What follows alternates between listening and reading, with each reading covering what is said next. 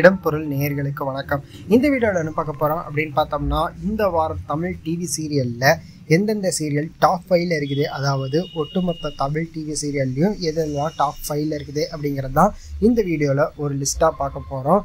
Top 5ல் 5வது இடத்துல என்ன சீரியல் இருக்குது அப்படின்னு பார்த்தோம்னா 7.11 ரேட்டிங்கோட எதிர்நீச்சல் வந்து 5வது இடத்துலையும், 7.37 ரேட்டிங்கோட வானத்தை போல 4வது இடத்துல இருக்குது, 7.80 ரேட்டிங்கோட சிறகடிக்க ஆசை 3வது இடத்துக்கு முன்னேறிகிறதுப்பா.